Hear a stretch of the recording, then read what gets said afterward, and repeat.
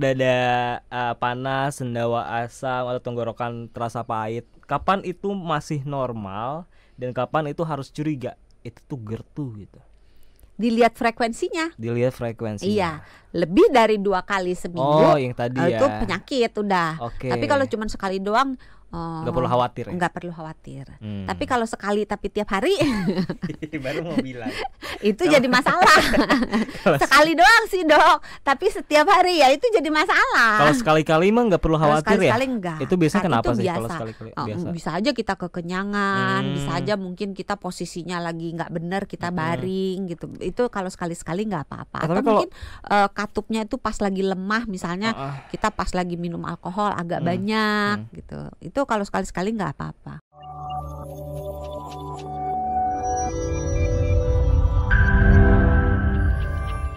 Banyak orang yang masih bingung juga nih antara GERD sama asam lambung atau MAH juga. Sebenarnya bedanya apa sih itu? Dijelasin dari satu persatu ya. Dulu ya.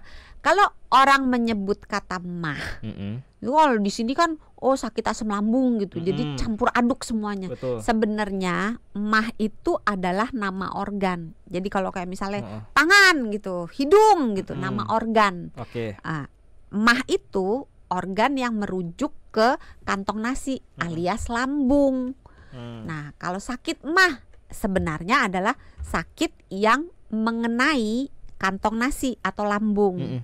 Nah, kebanyakan sakit yang umum diderita oleh masyarakat itu adalah sakit MAH yang disebabkan oleh asam lambungnya meningkat, terjadi peradangan di lambungnya, bisa karena infeksi bakteri, bisa karena asam lambungnya itu terlalu banyak.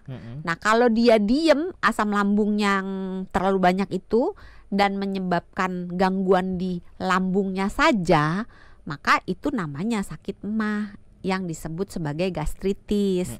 Tapi kalau asam lambung yang banyak ini bergerak naik ke atas menuju ke arah mulut, itu namanya asam lambung naik. Nah, asam lambung naik ini kalau kejadiannya sekali-sekali belum jadi penyakit. Tapi kalau terjadi lebih dari 2 kali dalam seminggu, maka disebut sebagai penyakit asam lambung. Penyakit asam lambung inilah nama kedokterannya GERD. Iya. Jadi jelas apa jadi bingung? Jadi jelas. Jadi jelas. Asam lambung sebetulnya adalah sesuatu yang normal ada di dalam tubuh kita, di dalam lambung. Jadi dia normal ada, tapi lokasinya hanya di dalam lambung, tidak ada di tempat lain. Nah, asam lambung fungsinya untuk 1, mencerna makanan, 2, membantu memusnahkan bakteri, parasit, jamur, semua patogen, semua bibit penyakit yang masuk melalui makanan atau mungkin pas kita menguap atau pas kita ngomong masuk gitu bersama dengan udara, itu dimusnahkan oleh si asam lambung ini. Karena dia terlalu asam, bibit-bibit penyakit tidak bisa bertahan hidup. Sama kayak waktu minggu kapan yang kita ngomong soal cacingan ya. Oh iya ya. Nah, cacing itu kalau telurnya tertelan kita, kalau jumlahnya nggak banyak dan asam lambung kita dalam kondisi yang baik, nggak terlalu asam, nggak terlalu basa, maka si telur-telur cacing ini akan juga dibinasakan, akan juga dimusnahkan oleh si asam lambung ini. Oke. Gejala yang khas nih dok, kalau GERD itu kan dada panas. Iya. Ya kan. Terus biasanya marah gitu. Marah, sakit. Oh enggak dong. Kalau itu ngamuk. Terus juga sakit di perutnya lebih sakit daripada yang asam lambung biasa, ya kan? Iya enggak? Iya. Kok saya nggak yakin deh. Karena kan kita ngerasa gejala-gejala kayak dada panas. Soalnya dia udah nyontek gitu kan ya. Jadi kalau udah nyontek aja salah kan kasihan. Jangan dibuka dong. Oh ya jangan ya. Jangan dibuka dong. Nggak, maksudnya nyontek dari yang dialami sehari-hari gitu. Kadang kan gejala-gejala kayak tadi dok, dada panas, sendawa asam atau tenggorokan terasa pahit. Kapan itu masih normal dan kapan itu harus curiga itu tuh GERD tuh gitu? dilihat frekuensinya. Dilihat frekuensinya. Iya, lebih dari 2 kali seminggu. Oh, yang tadi ya. Itu penyakit udah. Tapi kalau cuma sekali doang, nggak perlu khawatir. Nggak perlu khawatir. Tapi kalau sekali tapi tiap hari, baru mau bilang. Itu jadi masalah. Sekali doang sih dok, tapi setiap hari ya itu jadi masalah. Kalau sekali-kali mah nggak perlu khawatir ya. Enggak. Itu biasanya kenapa itu sih biasa. kalau sekali-kali? Biasa. Bisa aja kita kekenyangan, bisa aja mungkin kita posisinya lagi nggak benar, kita baring gitu. Itu kalau sekali-sekali nggak apa-apa. Atau mungkin katupnya itu pas lagi lemah, misalnya kita pas lagi minum alkohol agak banyak gitu. Itu kalau sekali-sekali nggak apa-apa. Faktor penyebab GERD itu selalu tentang dari faktor makan nggak sih dok? Atau bisa juga dari faktor stres atau ada faktor mungkin genetik juga? Macem-macem sih. Kalau ditarik-tarik bisa makan. Semuanya. Oke. Jadi kalau misalnya contoh nih dari pola makan ya, kalau sukanya makannya kekenyangan, udah buru-buru kekenyangan, terus langsung baring, kan lambungnya jadi isinya kalau kekenyangan lambungnya membesar banget kan. Nah ketika lambung itu posisinya mekar yang semekar-mekarnya gitu, kan sama kayak kita punya balon, kalau balonnya diisi dengan air banyak banget, kan katupnya itu jadi lemah karena kan kayak ketekan dari isi balonnya itu. Sama kalau lambungnya itu isinya banyak, isinya itu akan membuat tekanan sehingga lambung bagian atas, pipa saluran makan bagian bawah, jadi mulut kita kalau kita makan dari mulut nyemplung lewat selang, nyemplung masuk ke lambung. Nah perbatasan antara selang makanan dengan lambung itu ada katupnya. Nah kalau katupnya itu lemah, maka yang di dalam bisa bergerak naik ke atas. Itulah sebabnya gejalanya tulang dadanya rasanya panas, kayak terbakar. Karena pipa makanan kita yang namanya esofagus itu letaknya di belakang tulang dada. Jadi dari mulut ke leher di belakang jakun, kemudian bergerak di belakang tulang dada, baru masuk ke area lambung di dekat ulu hati. Nah, kalau dia naik asam lambungnya, berarti kan naiknya dari arah ulu hati naik ke arah mulut kan. Nah, selangnya itu kan di belakang tulang dada, sehingga terasalah panas, terbakar di sepanjang tulang dada. Terus di mulutnya serasa asam. Kadang-kadang ada kayak tadi habis misalnya mungkin ya habis makan timun, berasa tuh keres-keres. Ini apa ya? Ada sisa-sisa makanan sedikit dari apa yang tadi kita telan. Itu berbalik ke atas. Itulah sebabnya rasanya agak pahit-pahit, terus ada sisa makanan karena asam lambung rasanya memang agak pahit. Itu juga yang menyebabkan mulutnya agak bau. Kalau minum kopi berlebihan dok, bisa memicu juga? Minum kopi berlebihan bisa melemahkan katupnya itu, sehingga bisa membuat resiko untuk kena GERD naik. Apalagi kalau kopi yang diminum itu sifatnya asam. Kopi yang sifatnya asam, contohnya? Kopi kan ada yang asam, ada yang pahit. Bukan. Ada yang asam, yang tidak terlalu asam.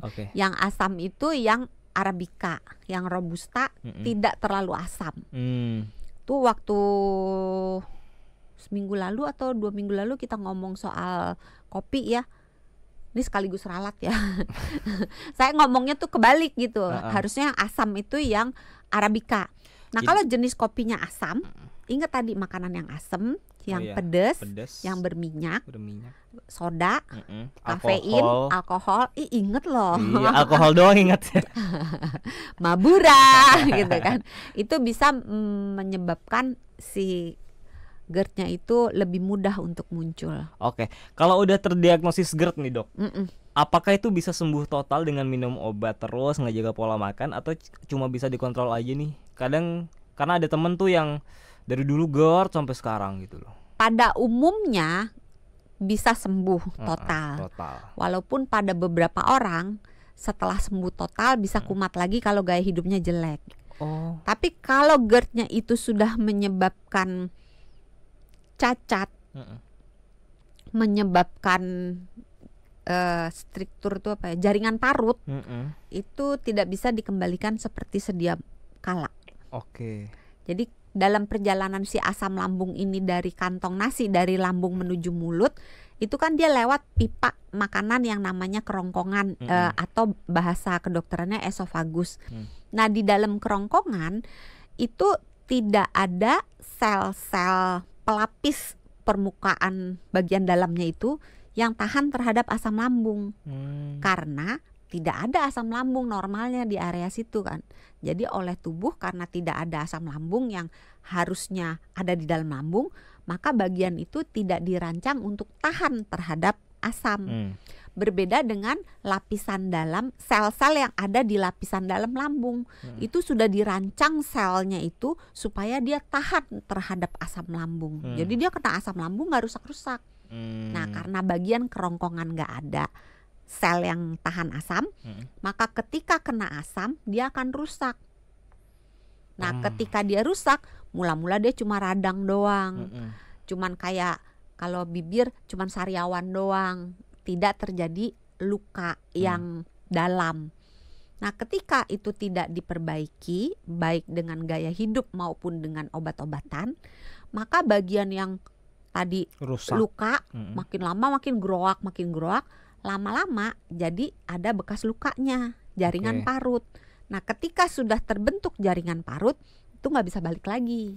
Nah, jaringan parut itu akan menyulitkan orang untuk menelan.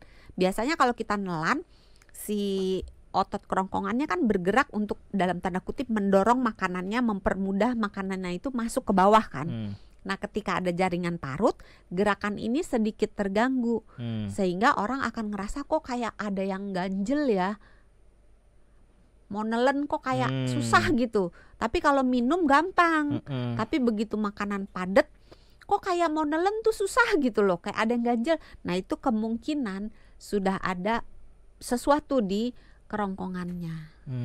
Jadi beruntung lah ya yang belum pernah kena GERD, artinya masih normal itu si iya, makanya kerongkongan. Dijaga Kalau yang baru hidupnya. Kalau yang baru awal kena GERD yang harus dilakukan selain menghindari makan makanan tadi kayak asam berminyak, adakah yang jangan perlu? Jangan terlalu dekat dengan jam tidur. Jaga berat badan supaya tidak kegemukan. Karena kalau badannya gemuk, terutama gemuknya di area perut, maka lemak yang ada di perut itu kan akan mendesak si kantong nasinya, lambungnya. Kebayang nggak? Kebayang kan? Nah, si lambungnya ketika kedesak oleh lemak di area perut, maka kan kayak dorong ke arah atas kan, sehingga isinya cenderung dalam tanda kutip kayak muncrat ke atas gitu. Kebayang nggak? Kayak penuh didorong curut gitu kan. Nah, itu yang menyebabkan mengapa orang yang besar perutnya, orang yang ibu hamil karena ada bayi, ada janin di dalam rahimnya, itu lebih rentan terkena GERD daripada orang yang tidak.